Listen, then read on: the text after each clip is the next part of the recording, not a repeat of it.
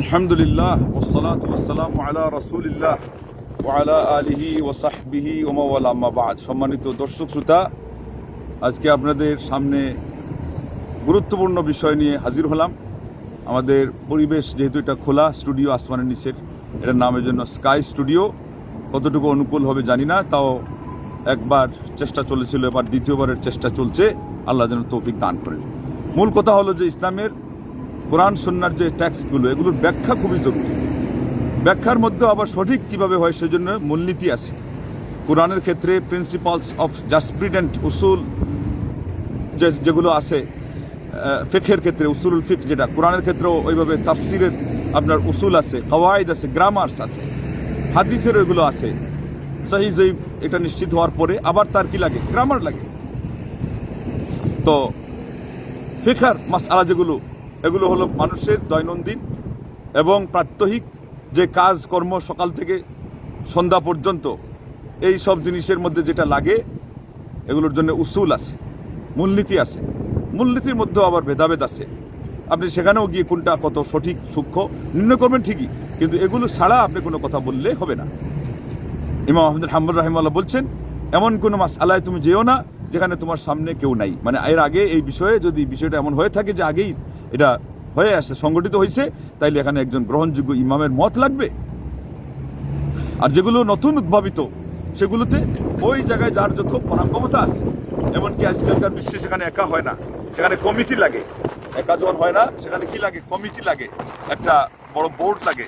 তো ফতোয়া বোর্ড, এর জন্য বিভিন্ন দেশে বড় বড় যোগ্যতা সম্পন্ন আলেম যে দেশে আসেন, সেই দেশেই কি লাগে, ফতোয়া বোর্ড লাগে।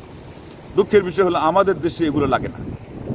এবং যেটা আছেও, যেগুলো আছে, এগুলো আপনার ওই ফর্মালিটি, জাস্ট ফর্মালিটি হিসেবে আছে, এর বাস্তবতার ধার ধারে না। যার ফলে আমাদের আজকে ফতোয়ার কোনো মা বাপ নাই, যার যেটা ইচ্ছা সেটা দিয়ে যাচ্ছে। এবং এর পরিস্থিতি আপনারা দেখতে পাচ্ছেন, কে কোন দিকে যাচ্ছে, কে কোন মন্তব্য দিচ্ছে, কে কোন দিকে তার আমল সে করছে, কাকে কোন দিকে নিয়ে চলে যাচ্ছে। আজকে গিয়ে দেখেন এক দলকে নিয়ে চলে যাচ্ছে ইরানে জানাজার নামাজ পড়ছে। এটা কার জানাজা, কিসের জানাজা, জানাজা এসে কেন আসলো, জানাজা জিনিসটা কি, এটা কি এটা কি মোয়া, এটা নিয়ে রাজনীতি। জানাজা কি নিছক এবাদত নয়? এবং মানুষের মৃত্যুকে কেন্দ্র করে তারা সেটাকে নিয়ে প্রহসন করবে। এই জন্যই যে এদেরকে বহু আগেই বলে রাখছিলাম যে এরা কাফির কাফির কাফির। এরা যে জাহান্নামে, যে জান্নাতে যাবে, ওই জান্নাত কোনো মুমিনদের জান্নাত নয়। এরা যে জাহান্নামে যাবে, ওইটাই হলো মুনাফিকদের স্থান, ওইটাই হলো ইহুদি খ্রিস্টানদের স্থান। আজকে যেগুলো দিয়ে তাদের সে ধোঁকা না বুঝার কারণে যারা অন্যদেরকে ইহুদি খ্রিস্টানদের বন্ধু বানাচ্ছে আর এদেরকে ইহুদি খ্রিস্টানদের খুব প্রতিপক্ষ বানাচ্ছে, এরা হলো ইহুদি খ্রিস্টানদের সাথে সবচেয়ে বেশি তাদের নারীর সম্পর্ক। আর এখন যেটা হয়েছে, এটা হলো ডাকাতি করে এরপরে ভাগাভাগি করতে গিয়ে তো দ্বন্দ্ব হয়েছে। ওর ভিত্তিতে এক ডাকাত আরেক ডাকাতকে মারছে, এই তো পার্থক্য। এটা যদি আপনি বুঝতে না পারেন, তো আপনি দিনও জানেন না, দুনিয়াও জানেন না, আপনি কোরআন হাদিসও জানেন না, আপনি বর্তমান রাজনীতিও জানেন না। কিভাবে একজন মানুষ এই জানাজাটাকে কেন্দ্র করে, যেটা নোংরা, তারা রাজনীতি করতেছে। এটা 4 মাস হয়ে যাচ্ছে, জানাজার 4 মাস। আপনি কিভাবে একটা চিন্তা করতে পারেন যে এটা একটা মুসলমানদের জানাজা? আপনি বুঝে আগের জ্ঞান নাই, মূর্খ, জাহিল, একেবারে গন্ড মূর্খ। এইটা কেন আপনি বুঝতে পারেন না অন্তত, যে ইচ্ছা করে একটা জানাজাকে এইভাবে 4 মাস পর্যন্ত লেন্দি করার কারণটা? তারপরে সেখানে ঘোষণা দিচ্ছে যে এখানে এত মিলিয়ন মানুষকে আমরা উপস্থিত করবো। হোয়াই? কেন করবে? এটা জানেন না এটা কোন কূটনীতি? না এখন তো আপনি বুঝেন নাই যে ওদের রাজনীতি কিসের রাজনীতি? পারস্যের রাজনীতি, ইহুদিয়তের রাজনীতি এবং ইসলামের নামে দালালির রাজনীতি, যেটা হলো হামিরুল ইহুদ, ইহুদিদের গাধা নামে ইমাম ইবনে তাইমিয়া আখ্যায়িত করেছেন। ওই রাজনীতি, ওই রকম নোংরা রাজনীতি, এটাকে চরিতার্থ করতে গিয়ে আজকে লাশকে নিয়েও তারা এটা করতেছে। আর বিশেষ করে পার্লামেন্ট থেকে একজন আহলে হাদিস ঘরানার লোককে প্রধান বানায়, দেখেন এইটা হলো এদের আরেকটা কূটনীতি, রাজনীতি, নোংরা রাজনীতি। এই জামাত ইসলামের লোকজন ইরানের, তারা সেই প্রেতাত্মাগিরি করতেছে বাংলাদেশে, এবং এটা করতে গিয়ে আহলে হাদিস যারা তাদের সাথে যে হাবাগুলো জড়িত হয়েছে, এদেরকে যে তারা ব্যবহার করে, তার বাস্তব প্রমাণ দেখেন। এটা প্রফেসর মুজিবুর রহমানকে যদি মূল্যায়ন করতে হইতো, তাহলে ধর্মীয় দৃষ্টিকোণ থেকে এটা ধর্মীয় রাজনীতিক দল, রাজনীতি হলেও সেখানে ডাক্তার মানুষের তুলনায় কি এই ইঞ্জিনিয়ার অধ্যাপক মুজিবুর রহমান যোগ্য ছিলেন না? তাহলে ব্যাখ্যাল্লা তোমরাও জানি রাখো, আহলে হাদিস হাবারা, যে তোমাদেরকে শুধুমাত্র ব্যবহার করতেছে। আর আজকে কোন জায়গায় ব্যবহার করলো, যে একটা পাক্কা কাফির, তাও মুনাফিক এবং ঘাতক মুসলমানদের, সুন্নি প্রকৃত মুসলমানদের রক্ত চুষক, তার জানাজার একটা নামে প্রহসন খেলা, একটা খেলা একটা নেটওয়ার্ক সাজিয়ে তোমাকে প্রধান মানে নিয়ে চলে যাচ্ছে। এই জন্য আমার উদাত্ত আহ্বান থাকবে, কোনো আহলে হাদিস তো যাবে না এই অধ্যাপক মুজিবুর রহমানের সাথে ঘৃণা করেও সে আহলে হাদিসের পরিচয় আজকে থেকে যেন ব্যবহার না করতে পারে, এটার জন্য নিষেধাজ্ঞা জারি করে আপনাদের ইমানই তাই। তা না হলে এই যে দাগ লাগবে, তার কারণে আহলে হাদিস সমাজের উপরে, এটার জন্য আপনারা যদি প্রতিবাদও না করেন তাও দোষী হয়ে যেতে পারেন, আর যদি সাপোর্ট করেন যে সে আহলে হাদিস সমাজের, তাহলে তো দোষী হবেন 100। আল্লাহ রাব্বুল আলামিন সদল বলে জান্নাতেও দিবেন, সদল বলে জাহান্নামেও দিবেন। আর এই সদলটা হবে নামের কারণে নয়, কার সাথে? আপনার নারীর সম্পর্ক। উঠার ভাষা কার সাথে? ইমাম ইবনুল কাইয়িম রাহিমাহুল্লাহ ওয়াসিকাল লাযিনা তাকাউ রাব্বাহুম ইলাল জান্নাতি যুমারা, এই আয়াতের ব্যাখ্যাতে কি বলেছেন? আল্লাহু আকবার, সূরা যুমারের শেষের দিকে, যে যারা আল্লাহকে ভয় করে আল্লাহ পাক তাদেরকে, উনি অনুবাদ করতে গিয়ে বলছেন, ব্যাখ্যা বলতে সুহবা, জামাআ বলতে পারতেন। সুহবা সৎসঙ্গী হিসাবে, যার সাথে যার উঠা বসা ছিল, ছলা পরামর্শ ছিল, চিন্তা চেতনা যাকে নিয়ে সে করতো, ওদেরকে একসাথে জান্নাতে দিবেন। আর যারা জাহান্নামে যাবে ওদেরকে জাহান্নামে দিবেন। আজকে জামাত ইসলামের লোকজনের চিন্তা চেতনা, ছল চাতুরি, তাদের ইরানের সাথে কি পরিমাণে বারবার দেখেন, নারীর সম্পর্ক, এরা যাবে কোথায় আপনারা চিন্তা করে দেন। কিন্তু তাদের তো আকীদা বিশ্বাস অনুযায়ী খোমেনিকে তারা দ্বিতীয় খলিফা ওমর নাম দিয়েছে।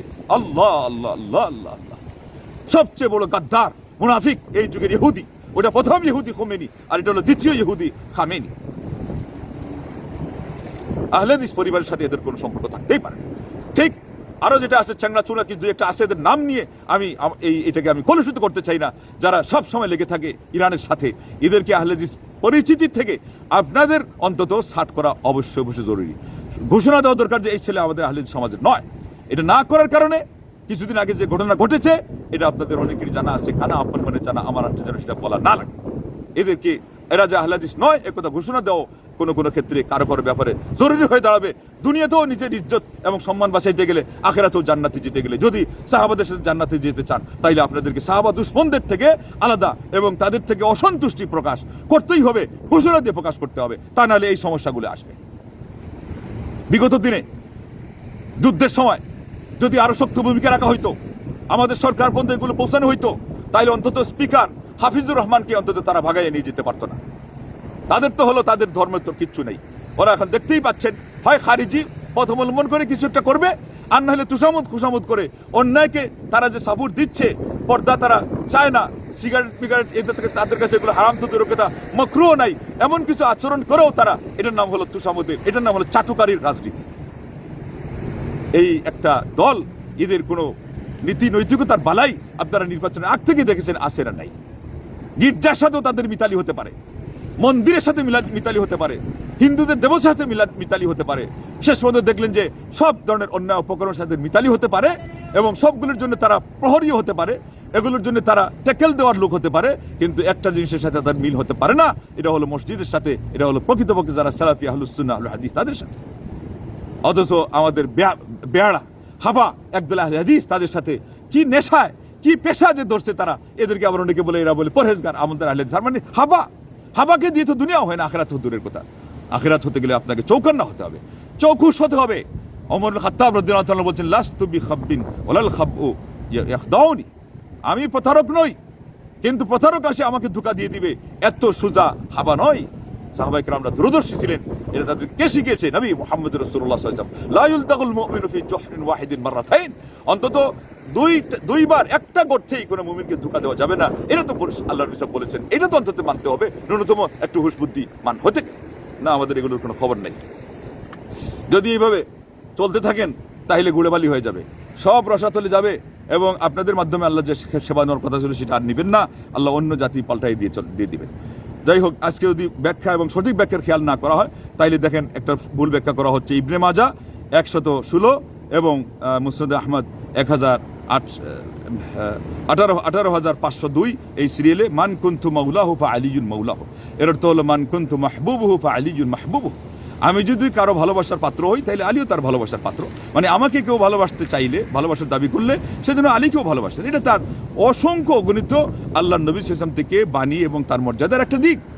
এইভাবে সাহাবায়ে কেরামদের প্রচুর পরিমাণে এক একজনের এক একটা দিক এমন আছে যে আপনি এটা দেখলে বুঝবেন যে ইনি সবচেয়ে বড়, এটা দেখলে বলবেন উনি সবচেয়ে বড়।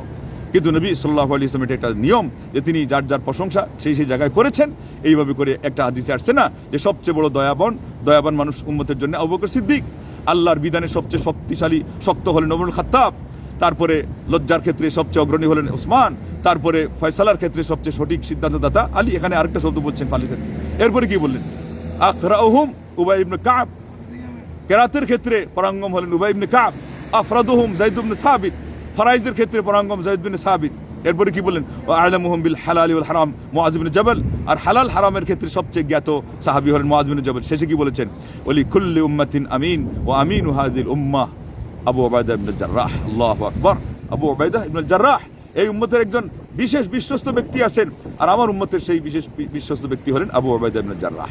সেখানে কি প্রমাণিত হয়েছে? বাস্তবে সিরিয়াতে তিনি গভর্নর ওমর খাত্তাব দেখতে গেছেন, খবরও নিতে গেছেন যে কিভাবে চলছে, কিভাবে চালাচ্ছেন। নাস্তার প্রসঙ্গ আসলো, তারা বললো যে গভর্নরেরটা আনবো নাকি না সাধারণ তার সভাসদবৃন্দ স্টাফের এটা আনবো। উনি বলেন দুইটাই আনো। যখন বুঝতে পারলেন যেখানে পার্থক্য আছে, তো ওনার জানার কৌতূহল হলো। দেখা গেল যে আমাদের যুগের সম্পূর্ণ উল্টা। গভর্নরটা হলো শুকনো শুকনো রুটির সাথে মাত্র একটা আইটেম, আর ওইদিকে যারা সভাসদবৃন্দ অথবা ওইদিকে স্টাফ বলতে পারেন, পুরা সরকার চালাইতে গেলে ওই সময়কার যা লাগে এদের তাতে হলো প্রায় অর্ধ ডজন আইটেম।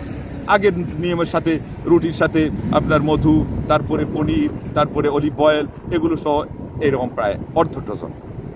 তখনই ওমর খাত্তাব রাদিয়াল্লাহু তাআলা হতভম্ব হয়ে গেলেন আর বললেন, সাদাকা মান সাম্মাকা আমিনু হাযিহিল উম্মাহ আবু উবাইদা, তোমাকে যিনি এই উম্মতের বিশেষ বিশ্বস্ত বলেছেন তিনি বাস্তবিক বলেছেন, সত্যিই বলেছেন। আর এটা কে বলেছিলেন? সাল্লাল্লাহু আলাইহি ওয়াসাল্লাম, আমার নবী মুহাম্মদ আরবি সাল্লাল্লাহু আলাইহি ওয়াসাল্লাম। বুখারী সহ অন্যান্য কিতাবের মধ্যে হাদিস বিশুদ্ধ, এর মধ্যে কোনো সন্দেহ নেই, যেই কিতাবেই থাক। এই হলো মুসলমানদের সফলতার আসল রাজ, আসল গোপন রহস্য। ওই ইরানের সাথে একটা গণতন্ত্রের মধ্যে তাদের বিশেষ ইস্যুকে কেন্দ্র করে অন্যান্য তন্ত্র, অন্যান্য রাষ্ট্র এগুলোর সাথে বিদ্যাঙ্গুলি দেখানোর কারণেই আপনি পাগল হয়ে গেলেন। রাজতন্ত্রের এটা সূচনা নবীর সাহাবী মুআবিয়া রাদিয়াল্লাহু আনহু আসার কারণে আপনি সাহাবী বিদ্বেষী হয়ে গেলেন। আর কোনো দিক দেখার নেই, ঈমান আসল না, আকীদা প্রথম না, প্রায়োরিটি বলতে কিছু নাই, নামাজ রোজা এগুলোর প্রয়োজন নাই। আপনি যার জানাজার নামাজ পড়তে যাচ্ছেন, ও কি নামাজ পড়ে? যেটা পড়ে ওইটাকে আপনার নামাজ, বরং ইসলামের নামাজ। তোল তলপা দুল বাজনি এর চেয়ে আরো ক্ষতির দিক থেকে কম। যেটা ধোঁকা দিয়ে কবরে বসে অজু ছাড়া যত আপনার নাপাকি জমা করে তার নামাজ পড়তে পারে, ওই নামাজের সব বেশি। আপনি কাদের সাথে আপনি কি মিলাচ্ছেন? এই যে আজকের যে দুর্ঘটনা ঘটালো না ওরা, এরপরে দেখবেন জাতি কি কি কি পোহায়। একবার হাফেজ হুজুর সরল মনে গিয়ে খোমেনির পিছনে নামাজ পড়ার কারণে বাংলার জমিনে উনি তো তৌবার রাজনীতি নিয়ে নেমেছিলেন, 3 সিরিয়ালে এসে গেছেন 3 নম্বরে বটগাছ নিয়ে। এরপরে কোথায় গেলেন? কোথায় যে তার দল সহ কোথায় এরপরে অন্যান্য দলকে ছিটকে পড়ে গেল? পাত্তা আছে এখন? শুধু চিল্লাচিল্লি আছে, হাকডাক আছে। অথচ এদেরও নারী সম্পর্কে এখন এদের সাথে, এবং যার জের ধরে আজকে তারা এতটুকু করলো। আজকে শিয়া ইরান রাষ্ট্র একটা সুতা, একটা তেনা নেকড়া পর্যন্ত বাংলার জমিনের জন্য, বাংলার জনগণের জন্য, বাংলার রাষ্ট্রের জন্য অবদান না রেখেও আজকে 90% শুনতেছি মিডিয়াতে, বিশেষ করে যে পাগলগুলো থাকে এরা নাকি তাদের পক্ষে। আর lakh crore million trillion 1 trillion কত বেহিসাব অবদান রেখে এই কিছু কাল আগে 560টা মসজিদ এর অবদান রেখে আজকে সৌদি সরকার তাদের শত্রু। শুনে রাখেন ভালো করে, মৌলানা সাইদি সাহেবের সাথে তাদের কোনো ব্যক্তিগত কোনো কিছু ছিল না। উনি যেদিন বলেছিলেন রাজতন্ত্র শয়তানি তন্ত্র, সৌদি আরবে তার প্রবেশাধিকার পর্যন্ত নিষিদ্ধ করা হয়েছিল। এরপরে কোনো কারণে আবার উঠানো হয়েছে। আজকে আপনারা যে কাজটা করলেন না, এটার মধ্যে আপনারা নিজেদের ইমানের ক্ষতি করেছেন, এটা আপনাদের নিজেদের ব্যাপার। কিন্তু সারা দেশের একটা রাজনৈতিক এবং কূটনৈতিক যে ক্ষতি আপনারা করলেন না, এটা একেবারে অপরিশুদ্ধ, এটা একেবারে অমার্জনীয় অপরাধ যেমন করেছেন, এটা একেবারে পরিশোধ করার মতো নয়। এমন একটা ভাউচার আপনি বাংলাদেশের স্কন্ধে ঝুলিয়ে দিলেন যারা সেখানে গেছে। আর অধ্যাপক মুজিবুর রহমান আহলাদি সমাজের কাঁধে ঝুলিয়ে দিল। এটার জন্য তাকে দায়ী থাকতে হবে। তওবা যদি না করে মারা যায় তাইলে তার হাসর কি হবে, এটা যদি আপনারা ওই শিয়াদের হাসর কি হবে ওইটা যদি জানতে পারতেন তাইলে আর আমার বলা লাগতো না। ওইটার কারণে আমাকে একটা সত্য কথা বলা হয়েছিল। ওই কথার সামারাইজ আজকে আবার বলতেছি। এটা হলো মুমিনদের যে জান্নাত আল্লাহ রেখেছেন, ওইটা মুমিনদেরই জান্নাত, ওইটা কাফিরদের কোনোদিন হবে না। আর জাহান্নাম যেটা আল্লাহ রেখেছেন চিরস্থায়ী জাহান্নাম, ওইটা কাফিরদেরই জন্য হবে। আর ওইটাই হলো ইরানিদের স্থান। আপনি যদি তাদের সাথে মিতালি রাখেন, তাহলে আপনি কোন জান্নাত চান আর কোন জাহান্নাম থেকে আল্লাহর কাছে আশ্রয় চান, ওইটা আপনি নির্ণয় করার জন্য আপনাকে আমি নিজেকে একটা ঝুঁকির মধ্যে ফেলে দিয়ে সেই কথাটা বলেছিলাম যে ও যদি ওই জান্নাতে যায় আমি সেটা নিব না, এই না সেই না। এটা তো কোনো বিষয় ছিল না। আল্লাহর সাথে এরকম কোনো লেনদেনের কোনো প্রসঙ্গ আছে? তো যেই কথাটা মূলতই অসম্ভব, সেই কথা বলার মানি হলো এখানে এটা উদ্দেশ্য নয়, এখানে হলো অন্যটা উদ্দেশ্য। জনগণ সেটা না বুঝে, আর আমাদের এখানে একটা বাচাল আজন্মা সে সেটাকে ভাইরাল করেছে, ও নিয়ে অনেক জায়গায় তুলেছে আমার নামে দুর্নাম করার জন্য। আল্লাহ রাব্বুল আলামিন তিনি হলেন মানের মালিক, সম্মানের মালিক। আর দুর্নাম কারো পক্ষে কেউ যদি গায় তাইলে তাকে পোষাইতে পারে না যদি আল্লাহ রাব্বুল আলামিন তাকে অপমানিত না করে। কিন্তু এই যে দেখলাম এখন পর্যন্ত এত বড় চ্যালেঞ্জিং কথা বলার পরেও জাতি কি বুঝতে পেরেছে? শেষে তো ওই কথার মধ্যে এটাও বলা ছিল যে তোমরা জাহান্নাম থেকে বাঁচো, তোমরা আর কি সঠিক জিনিস নির্বাচন করো। কিন্তু গিয়ে দেখেন যারা ঘাটতেরা এবং যারা অন্ধ তাদের সেটা নেওয়া হয় নাই। এই হাদিসের অর্থ ছিল শুধু এতটুকু যে আলীকে ভালোবাসতে হবে। আলী রাদিয়াল্লাহু তাআলা রক্তের সম্পর্কে ওনার আপন চাচাতো ভাই আর ওনার জামাতা, এবং কত অবদান আছে, কত অভাব অনটনে তিনি তার সংসার করেছেন। ফাতিমা রাদিয়াল্লাহু তাআলা আনহাকে নিয়ে ঝগড়া, তিনি ব্যক্তিগত পারিবারিক ঝগড়া মেটানোর জন্য গিয়েছেন, আপনারা এগুলো জানেন। আর আরেকটা কথা হলো তার কাছে সবচেয়ে প্রিয়তমা তার যে কন্যা, তার স্বামী। আল্লাহু আকবার, কতটা দিক সেখানে আছে। তো এটা বলছেন তো তোমার কি হয়ে গেছে? এটা বলে কি তিনি বাকি 3 খলিফার চিনাকে বড় করেছেন? এটা ঘোষণা করে তার কোনো ব্যাখ্যা আছে? এটা হলো শিয়াদের ছাড়া তার কোনো বক্তব্য সেখানে নাই। আর যারা হলো ওদের ধুম্রজালে ফেসে গেছেন তাদের কথা, এখানে শাহুল্লাহ মুহাদ্দিস হেলবির কথা, অমুকের কথা, তমুকের কথা আনবেন কিভাবে? আনার কোনো স্থানই নাই। উম্মতে মুসলিমার মধ্যে অনেকে বলছেন অন্য কোনো শ্রেণীতে ইজমা নাই, ইজমা হলে শুধু সাহাবাদের মধ্যে হবে। তো সাহাবাদের ইজমা হয়ে গেছে, আল্লাহু আকবার, আবু বকর সিদ্দিকের খেলাফতের উপরে। আপনি সেটা ডিঙ্গাবেন? চূড়ান্ত হওয়ার দিক থেকে ইজমার চেয়ে শক্তিশালী কোনো দলিল ইসলামে নাই। বক্তব্য চূড়ান্ত হওয়ার দিক থেকে এটা হলো তার ওই দিক থেকে পাওয়ার বেশি। মানে এখানে আর কোনো মতানৈক্যের কোনো সুযোগ নেই। মতানৈক্যের দোহাই দিয়ে সেখানে অন্য কোনো মত, অন্য কোনো সিদ্ধান্তের অবকাশ পর্যন্ত নাই, এটা বোঝানো হয় চূড়ান্ত দিয়ে। আর এটা হয়ে গেছে সাহাবাদের যুগে, এবং 3 জনের উপরে সাহাবাদের সবার মত আছে। এবং আল্লাহ নবী সাল্লাল্লাহু আলাইহি ওয়াসাল্লামের হাদিসে ইঙ্গিতে খেলাফতের জন্য ইঙ্গিত আছে। আর মর্যাদার দিক থেকে কোনো ইঙ্গিত নেই। সুস্পষ্টভাবে আল্লাহ নবী সাল্লাল্লাহু আলাইহি ওয়াসাল্লাম তাদেরকে বিন্যস্ত করে গেছেন যে এদের মর্যাদা আলী রাদিয়াল্লাহু তাআলার উপরে বাকি 3 জনে। তো এই সমস্যা কোথা থেকে হয়েছে? আবু মুহাম্মদ আল জুয়ানি বলেছেন আল ইলমু জামউন ওয়া ফারকুন। ইলম হলো কোনো জায়গায় গিয়ে এক হয়, কোনো জায়গায় গিয়ে সামান্য পার্থক্যের কারণে, তারতম্যের কারণে ভিন্ন হয়ে যায়। এইটা যে পার্থক্য করতে জানে তার নাম হলো ইলম, আর যে জানে তার নাম আলেম। শাইখুল ইসলাম বলেছিলেন ফরজ ওয়াজিবকে মুস্তাহাব নফল থেকে আলাদা করার নাম ইলম নয়, এবং তিনি আলিম না যিনি পারেন। হারাম আর মাকরুহ এটার মধ্যে পার্থক্য করার নাম ইলম নয়, বরং কোনটা অপেক্ষা সঠিক বেশি, কোনটা কতটুকু উত্তম অনুত্তম, এটার মধ্যে যে পার্থক্য করতে পারে সে হলো প্রকৃতপক্ষে ফাকিহ, দ্বীনের সমজদার আলেম। এটারই আজকে অভাব সারা দেশে আমাদের সবচেয়ে বেশি, বরং সারা বিশ্বে আজকে সেটার অভাবের কারণেই তো আজকে এত দ্বন্দ্ব, আজকে এত মতানৈক্য, আজকে এত ফিতনা, আজকে আমাদের সমাজে এত দাঙ্গা হাঙ্গামা। তো এই যে আলী রাদিয়াল্লাহু কি জন্য এটা বললেন, এটার অর্থ মক্কা মদিনার মাঝখানে বিদায় হজ থেকে ফিরত আসার সময় গাদিরে খুমে তিনি এই কথাটা বলেছেন। এটা দেখে খেলাফত উদ্দেশ্য নিয়েছিলেন সাহাবারা নিয়েছিলেন না কেউ নিয়েছিলেন? না আলী নিজে নিয়েছিলেন। নিজে নিলে কেন তিনি এদের খেলাফত মানতেন? কেন তাদেরকে এত সম্মান করতেন? তার সন্তানদের নাম আবু বকরের নামে, ওমরের নামে, ওসমানের নামে। আল্লাহু আকবার। হুসাইন রাদিয়াল্লাহু তাআলাকে নিয়ে যেটা বলা হয়, তারও সন্তানদের অনেকের নাম আবু বকর, ওমর, ওসমান। তারা সবাই এক বাক্যে এনাদেরকে মহব্বত করতেন, ভালোবাসতেন। এরা হলো আলাদা একটা ধর্ম বানিয়েছে, যেটা হলো ইসলামের অপোজিটে সবচেয়ে বেশি ক্ষতিকর, আর বাস্তবে করেও যাচ্ছে ইহুদি, খ্রিস্টান, বৌদ্ধ, হিন্দুতে, এবং এটা করে যাচ্ছে আর এনাদের কারণে যারা এদেরকে এখনো চিনতে পারে নাই। এটা বোঝার জন্য সহজ কথা হলো, স্বামীর নাম ধরে স্ত্রী কি ডাকতে পারবে? দলিল তো পরিষ্কার, ডাকতে পারবে। কিন্তু এটাকে এইভাবে আসছে, এটাকে এই কারণে আসছে আরব সমাজে এটা ওরফ ছিল, এবং তাদের ওখানে কোনো আইব ছিল না। কিন্তু এরপরেও তাদের এখান থেকে সন্তান কিন্তু কোনোদিন ওই বাপের নাম ধরে বলে নাই। আর আরেকটা হলো ওরফ হিসাবে বললেও তারা বলেছে সেখানে তাদের আইব ধরা হইতো না। যেমন কান ধরা, এটাকে আমাদের সমাজে কি ধরা হয়? আইব, দোষ। আরব সমাজে দোষ ছিল না, প্রায় প্রসঙ্গে কানে ধরে তারা আদর করার কথাও আসছে। পায়ে পা দিয়ে আঘাত করে আপনার তাকে ঘুম থেকে জাগানো, এটা আরব সমাজে আছে। হাদিসটা যদিও দুর্বল, কিন্তু আরব সমাজে ছিল, আজকেও দেখা যায়। তারা এটাকে মাইন্ড করে না, পা দিয়ে পাতে বিশেষ প্রয়োজন এটা করতেছে। কিন্তু উন্দা হওয়ার চেয়ে হাত দিয়ে এখানে অতিভক্তি দেখাচ্ছে, এর সমস্যা নাই, অন্তর যদি ঠিক থাকে। আমাদের সমাজে এটা চলবে না। এই জন্য বলা হয় আল আদাবু ফাওকাল আমর। এমনকি আল আল ইমতিসালুল আমরি হুয়াল আদব। আদেশ মানাটাই হলো প্রকৃতপক্ষে আদব। আদব এর চেয়ে আর অতিরিক্ত কিছু নয়। তো যাই হোক, আমাদের সমাজে কিন্তু মা বাপের নাম ধরে কেউ ডাকে না, আলহামদুলিল্লাহ। যে কোনো অশিক্ষিত সমাজও ডাকে না। কেন?